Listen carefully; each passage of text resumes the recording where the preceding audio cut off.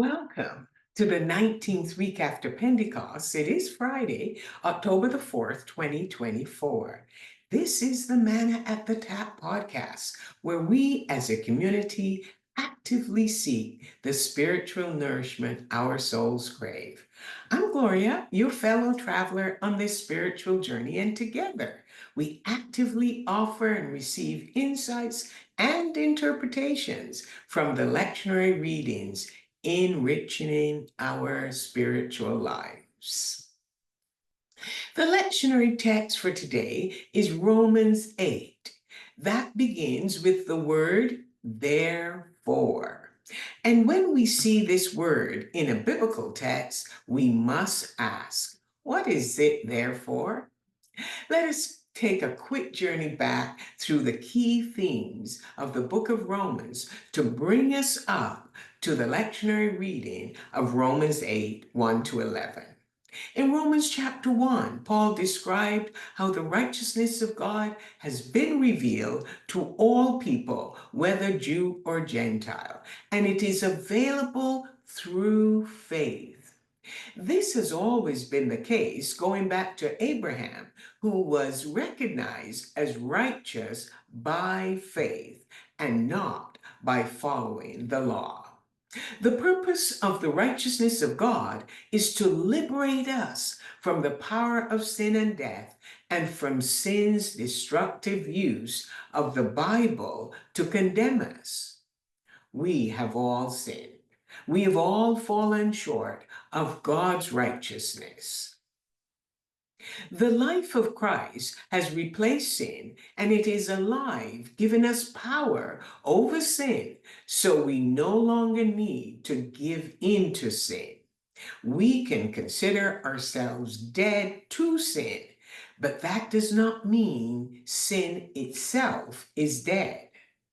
Paul describes sin and death as the darkness into which the light of the gospel has shone, and the challenge is ensuring the light stays bright.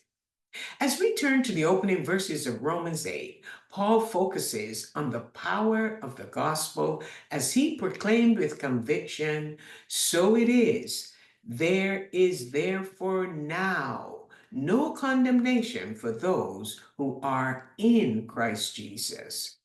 Humanity was condemned to die because of the decisions made by our first parents, Adam and Eve. The solution to save humanity is being in Christ through faith. Paul explains what faith means. It is not simply putting faith in Christ, but being in Christ. Faith is more than an intellectual stamp of approval.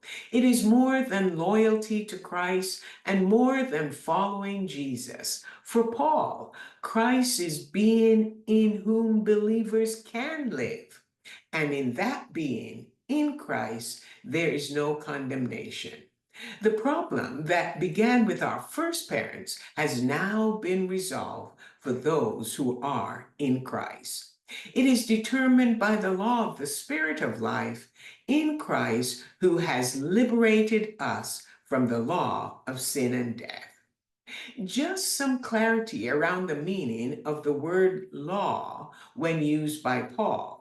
It is not only the commands given to Moses in the Bible, but it also refers to the structures of reality. And Paul thinks there are two realities to which we as humanity can belong. The first reality is the cosmos of sin and death, in which the commands given by Moses cannot control sin and bring life because sin is stronger than the commands given to Moses. The reality of sin and death is structured by sin and death. Now, the second reality is the cosmos of the Spirit and Christ. The reality of the Spirit and Christ is structured by the law of the Spirit of life and is only about life.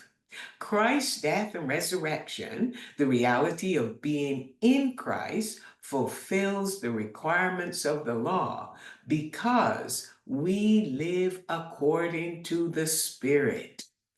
Paul's one goal is that the community will leave behind their old identities, which were shaped by the structures of sin and death, and they were to embrace with their eyes wide open to the mercies of God, the reality created by Christ's death and resurrection. What does it mean to live in Christ? We will not be ruled by sin or death. We are empowered to live the abundant life of Christ, brought about by God's unconditional love, and where there is no condemnation because we are in Christ.